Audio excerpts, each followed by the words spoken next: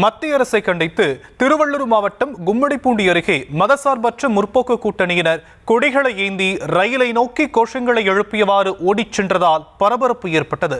தண்டவாளத்தில் அமர்ந்து கொண்டு அவர்களை போலீசார் குண்டுக்கட்டாக தூக்கிச் சென்று வெளியேற்றினர்.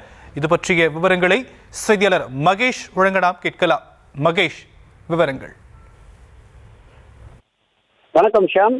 மத்திய அரசின் புதிய தொழிலாளர் சட்ட திருத்தங்களை கண்டித்து நாடு தழுவிய போராட்டமானது நடைபெற்று வரக்கூடிய சூழலில் திருவள்ளூர் மாவட்டத்துக்குட்பட்ட 9 இடங்களில் இன்று ரயில் மறியல் போராட்டமானது நடைபெற்றது. அதன் அடிப்படையில் கும்மிடிப்பூண்டி புதிய பேருந்து நிலையத்தில் தொடங்கிய ரயில் மறியல் போராட்டத்தில் தமிழ்நாடு விவசாயிகள் சங்கம், புதிய ஜனநாயக தொழிலாளர்கள் சங்கம், இந்திய தொழிற்சங்க மையம், விடுதலை சிறுத்தைகள் உள்ளிட்ட பல்வேறு அமைப்பைச் சேர்ந்த நூற்றுக்கணக்கானோர் பங்கேற்றனர்.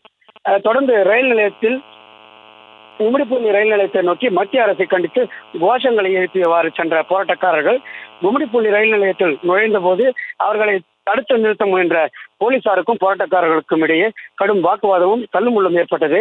ஆனால் போராட்டக்காரர்கள் தடையை மீறி ரயில் நிலையத்தில் நுழைந்து தண்டவாளத்தில் அமர்ந்தபடி மத்திய அரசை கண்டித்து கோஷங்களை எழுப்பி போராட்டத்தில் ஈடுபட்டு வந்தாங்க.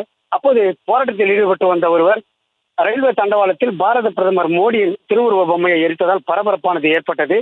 இதனிடையே கும்மிடிப்பூண்டி மார்க்கமாக வட மாநிலம் நோக்கி சென்ற விரைவு ரயிலை போராட்டக்காரர்கள் சிறைப்பிடித்து போராட்டத்தில் ஈடுபட்டாங்க. இதனால மேலும் பரபரப்பானது தொற்றிக்கொண்டது. அப்போது சட்டம் ஒழுங்கு போலீசாரும் ரயில்வே போலீசாரும் இணைந்து போராட்டக்காரர்களை குண்டுக்கட்டாக தூக்கி சென்றனர். அதன் பிறகு விரைவு ரயிலானது அங்கிருந்து மீட்டு அனுப்பப்பட்டது.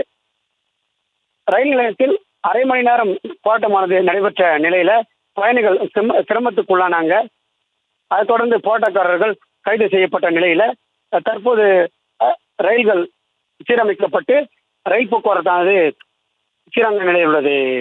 ஷாம், தற்போதைய விவரங்களுக்கு நன்றி மகேஷ்.